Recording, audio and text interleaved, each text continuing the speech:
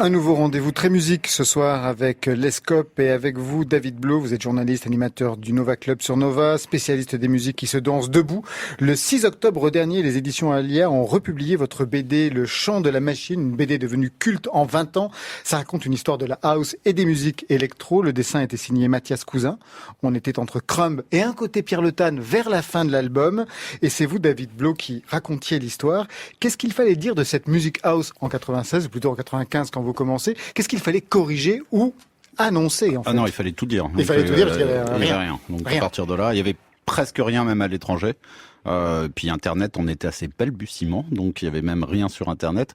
Donc ça a été un peu... Et sur le Minitel, pas grand-chose non plus. 36-15 rêves, c'était un truc important à l'époque. C'est vrai, en plus. Ouais, non, mais il y avait pas les clés pour savoir l'histoire. Ce qu'on lisait, c'était la presse anglo-saxonne, c'était ID, The Face, j'allais dire New Musical Express, mais ils en parlaient pas tellement. Et la presse anglo-saxonne, anglaise d'ailleurs, parce que les Américains s'intéressaient pas à leur propre musique. La house et la techno en Amérique, ça a jamais été très important. Aujourd'hui, on appelle ça l'EDM, et c'est très commercial et c'est très nul, mais ça marche. Electronic Dance Music. Voilà.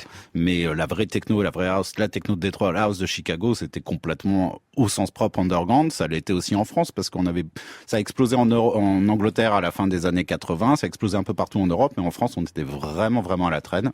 Et donc, il a fallu attendre, on va dire, la deuxième moitié des années 90. Donc, quand on a fait ce livre, on a essayé justement, on se disait que ces anecdotes étaient très très peu connues, les peu qu'on avait glanées, et puis on a fouillé un peu plus, et puis on est remonté plus loin qu'on pensait, et puis... Jusqu'aux années 60, jusqu'aux années 50, oui, en passant par les années 70. Parce qu'au bout d'un moment, on savait plus quel était le point d'entrée, en fait. Oui, c'est ça.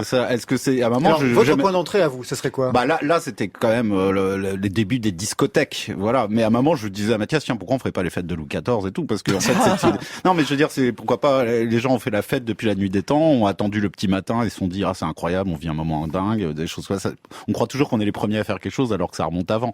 Bon, le point de départ, oui, ça a été la discothèque ou la platine. À un moment, on a eu on pouvait jouer soi-même des disques, et finalement quelque chose de très très nouveau dans la musique. Enfin, je veux pas partir ailleurs, mais c'est toujours quelque chose que je trouve assez incroyable d'imaginer qu'avant le début du XXe siècle, la musique c'était que du live et il n'y avait pas d'autres possibilités de la consommer.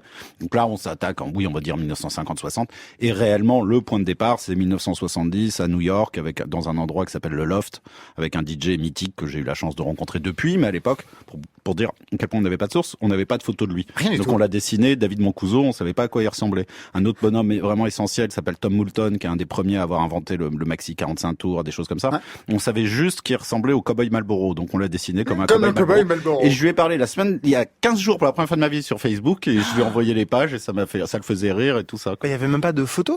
Non, et non, on pouvait pas le trouver. C'était vraiment. Ce qu'il faut dire, c'était vraiment il est né à un moment donné, il est né avec un ordinateur. Non, mais ce que je veux dire, c'est même des photos de maintenant, quoi. Enfin, quelqu'un qui aurait exhumé aujourd'hui des photos de. Oui, mais comme il n'y avait pas Internet, comment tu voulais les voir ces photos? Ah bah maintenant, oui, maintenant je connais Mancuso et tout ça, mais quand on l'a fait, on les connaissait pas, on n'avait pas de photos, il n'y avait aucune photo. Quel rapport entre cette bande dessinée, la house et Radio Nova, où vous aviez une émission depuis 1992? Ah, là, je sais pas s'il y a un rapport direct, si c'est j'imagine, non? Non, oui, bien sûr. Nova a été une des premières radios à jouer, de musique électronique, de la house, de la techno. Bon, pas la seule, hein, mais de toute façon, Nova a toujours joué de tout, à peu près de tout, et s'est intéressé à toutes les nouvelles tendances. Et moi, je travaillais à Nova, effectivement, j'étais, là, vraiment tout jeune, à 21 ans, c'est là où j'ai commencé à faire mes premiers, je compte pas le surveillant au lycée Paul Bert, mais à part ça, c'était mes premières armes professionnelles, c'était à Radio Nova, que j'ai quitté 13 ans et sur lequel je suis revenu depuis 5 ans. Mais David Blo, comme vous dites, à une époque, c'était difficile de trouver tout ça, de toute façon, et même dans les années 70, personne n'allait dans ces lieux underground, d'ailleurs, sortir de la culture gay aussi, il faut dire ça. Mais Radio Nova, fait partie des lieux où on pouvait aller à Paris pour un peu passer le mot, parce que même à l'époque, quand vous faisiez vos premiers, on va revenir, je suis sur Laurent, c'était un rendez-vous donné pour passer le mot, par exemple. Ce qu'on appelait la French Touch à partir de 95, donc les Daft Punk et tout ça, c'est vrai qu'on était un groupe de peu de gens par rapport à l'impact que ça a eu après, et c'est vrai qu'on on traînait dans 2 radios qui étaient Nova et FG, qui étaient pas très loin. Bon, moi j'étais à Nova, il y avait 2 disquaires, Rough Trade et BPM, un rue de Charonne, l'autre rue Keller, donc tout ça dans le quartier de la Bastille, et on se retrouvait dans des fêtes ou des rêves le soir même, donc il y avait une petite communauté, mais elle était vraiment minuscule par rapport à ce que c'est devenu. Alors le chant de la machine est devenu un album culte culte, réédité plusieurs fois. Il fait même l'objet d'un hommage dans le film Eden de Miensen Love en 2014, qui raconte le parcours de son frère DJ dans les années 90. Dans le film, David Blow, vous vous appelez Arnaud et c'est Vincent Macken qui joue votre rôle. Et Mathias s'appelle Cyril, il est joué par Roman Kalinka. Extrait. Showgirls, chef-d'œuvre. Je dirais même nana. Bon, au moins ça nous change de massacre à la tronçonneuse. Sérieux, la fille elle peut postuler pour le titre de la pire actrice de tous les temps. Mais elle a gagné des Razzie Awards, hein. C'est quoi un Razzie Award? Des Oscars non négatifs. D'accord, je suppose que vous faites allusion à l'interprétation un peu excessive, c'est ça? Un petit peu, ouais. Bah, c'est fait exprès. Je veux dire, Verhoeven, il la dirige de cette manière pour accentuer son propos. Il va volontairement dans le grotesque. Bah ça marche, ça. Là, c'est toute la vulgarité des États-Unis qui est visée. Non, mais je sais pas, je veux dire, c'est la troisième fois que je vous montre ce film-là et vous comprenez toujours rien, c'est désespérant, là. C'est vrai que parce que depuis tout le monde a compris que Showgirls de Verhoeven est un chef-d'œuvre. Déjà vous donc à l'époque, même si ici c'est Vincent Macken que l'on entend, personnage de fiction, qui reprend d'ailleurs ce qui était votre rôle à l'époque, vous défendiez déjà ce film. Avec, il y avait aussi les Daft Punk dans cette scène. soirée. Dans cette scène. Enfin bon, l'histoire qui est folle, c'est que cette scène elle a pas vraiment existé, mais c'est un composite de choses qui ont existé, ça c'est sûr. Donc on voyait des films ensemble, La Bande de Respect ou Daft Punk. Bon, ça pas arrivé tous les jours non plus, hein, mais bon, on se voyait. Ce qui a été fou, c'est quand ils ont tourné la scène, ils l'ont tourné chez moi. Et donc j'ai dû reconstituer, et j'ai pas bougé moi, j'étais au même appart, qui était l'appart aussi avant de Mathias Cousin. Donc le dessinateur. Ouais, le dessinateur. Et donc on a reconstitué l'appart tel qu'il était. Mia, je la connaissais déjà à l'époque, tel qu'il était en 95, 96, 97. C'est-à-dire que vous avez changé ce qu'il y avait sur les murs? Oui, bah elle a venu avec toute une équipe. Elle dit, moi je rappelle à ton époque quand je venais chez toi, il y avait ça. Alors c'était on a refait. C'était Oui, on a refait donc plein de trucs et j'ai quand même eu un sentiment de vertige complètement dingue quand à un moment, chez moi c'est pas minuscule, mais enfin c'est pas grand quoi. Et donc il y a quand même une équipe technique pour faire un film, c'est énormément de gens.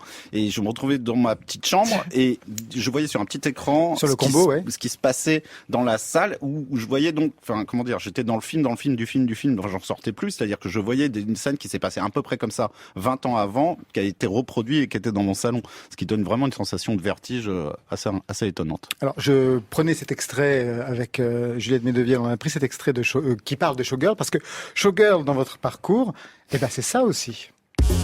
We first kissed in May.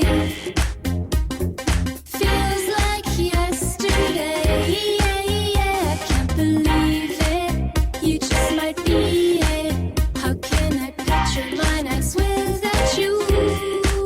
Showgirls, c'est vous, David Blow? Ouais. Alors, ah bah ouais, non, c'est vrai. C'est marrant. C'est son groupe. Tout ça. Ouais. Alors mon groupe, moi, j'ai jamais réussi à m'identifier à ce terme, mais c'était de la musique que je faisais avec un ami d'enfance, qui est aussi un personnage dans le film Eden d'ailleurs, Catalan FC, et la chanteuse là, c'est Estelle Chardac, qui était à l'époque journaliste à Magic. Bon, c'était une période signé chez Burgala, un tricatel. Si voilà. Alors l'histoire, moi, c'est une période des années 2000 à 2010, c'est une période où j'ai un peu glandouillé, déprimé, à faire des soirées et des trucs comme ça. Et à un moment, je me suis dit, tiens, fais de la musique, mais on n'a jamais vraiment pris ça. Enfin, ce qu'on faisait musicalement, on le prenait au sérieux, mais on n'a jamais pris au sérieux, on s'est jamais dit on est un groupe et tout. Et à un moment, quand le groupe s'est arrêté, je savais que Bertrand Burgala, qui est un type que j'adore, donc le patron du label Tricatel, je savais qu'il aimait bien ce qu'on faisait. Donc quand le groupe est fini, je l'ai appelé, je lui ai dit, tu veux pas signer un groupe mort? Il m'a fait, bah ouais, j'ai jamais réussi. Mais vraiment, un mot pour mot. Il m'a dit, j'ai jamais réussi à vendre un disque. Je lui ai fait super, on a fait un deal, le disque est sorti, et puis voilà. Mais ça me marrant de l'entendre, et je suis fier de ce qu'on a fait sur Showgirls, qui a effectivement été tiré du film de Verhoeven. Exactement, j'imagine. Donc en 2004, vous aviez créé ce groupe, vous avez arrêté. Et la house, vous avez arrêté quand? La house, j'ai jamais arrêté maintenant. Vous n'écoutez plus la house maintenant? J'écoute de tout, ce que je fais sur Radio Nova tous les jours de 18h à 21h. Ce que je fais, promo. Ce que je fais, c'est que j'écoute de tout, moi. Ça, j'écoute aussi de la house. Maintenant, je trouve le genre beaucoup moins excitant et intéressant qu'il l'était il y a 20 ans. Même si des jeunes arrivent et ils font des choses qui ressemblent à ce qu'on écoutait. Donc eux, je veux pas le juger quand quelqu'un a 20 ans et qu'il aime ça, tant mieux. Je trouve que, mais ça fait plus de 20 ans que je dis ça et que je passais pour un relou déjà. Excusez-moi, un lourd il y a 20 ans, je le suis encore. Je trouve que ce qui est le plus passionnant, c'est dans le R&B, dans le hip-hop, et ça fait belle lurette, et même dans leur utilisation de la techno, ce qu'ils font est intéressant. Mais j'écoute de tout après, mais vraiment de tout. Donc j'écoute de la house, bien sûr. David Lowe, la house, ça a fait partie de votre parcours musical? Non, pas vraiment. Pas du tout, je pense pas. Non, le côté punk, ça n'a rien à voir. Ouais, non, c'était un peu. C'est sûr qu'à l'époque, il y avait pas beaucoup de corrélation. C'était des bandes. Il y a un chapitre sur New Order qui est vraiment le lien. Bah oui, New Order, c'est vrai. New Order, c'est ouais. vraiment en plus ce qui vous réunit tous les deux. Oui, mais ça c'est vrai. Ouais. En Angleterre, ouais. Mais moi, par New Order, j'ai découvert après le punk. Enfin, moi quand quand j'étais dans les bandes rock alternatif, quoi. Donc on n'écoutait pas de musique électronique. D'ailleurs, on était un peu cons. Mais on peut pas dire les choses comme ça. Si, moi c'est brutal. Moi j'étais vraiment. Mais bon, voilà, ça s'est fait comme ça. Mais après, j'ai découvert des trucs après. Ouais. Puisqu'on parle de New Order, on vous avait demandé 3 disques pour les commenter. Eh bien, vous avez choisi ça, comme ça tombe bien.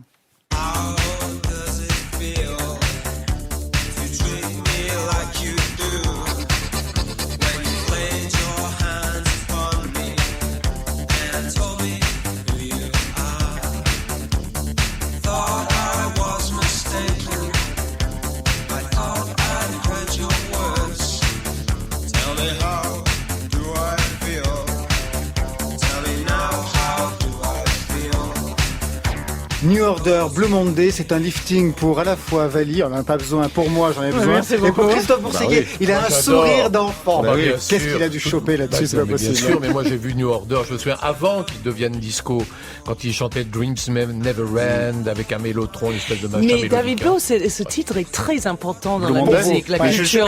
À 13 ans. Christophe Bourseguet, un des rares, à 13 ans justement, et un des rares, il y avait Mishka Assayas qu'on vient d'entendre, bien sûr. Et c'était parmi les 2 ou 3 journalistes, parce que je cherchais sur New Order avant 1986 en France. On adorait, nous. Oui, mais chercher des articles, ce que j'avais à l'époque 13, 14, 15 ans, c'était à peu près aussi dur que chercher des photos de David Mancuso. Ça paraît dingue aujourd'hui, malgré Blue Monday qui était déjà quand même sorti. Il a vraiment fallu attendre, pareil, des années. Et Christophe Bourseguet, je me rappelle, je devais découper les articles comme ce Mishka Assayas. Ça faisait partie des rares journalistes qui parlaient de New Order à l'époque.